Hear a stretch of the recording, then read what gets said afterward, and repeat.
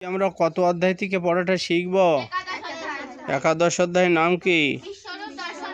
এখান থেকে আমরা কত নম্বর শ্লোক শিখব? 11। আমরা শব্দগুলো জেনে নিই। দিব্যমাল্য অম্বরম ধরম, দিব্য গন্ধ অনুলেপনম, সর্বাচার্য ময়ম দেবম, অনন্তম বিশ্বতমুখম।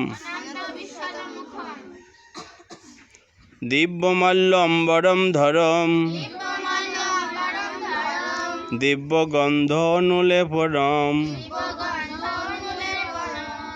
সর্বাচার্য ময়ম দেবম, অনন্তম বিশ্বতমুখম। দিব্যমাল্য অম্বরম ধরম, দিব্য গন্ধ অনুলেপনম,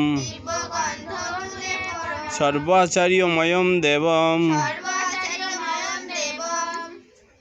অনন্তম বিশ্বতমুখম।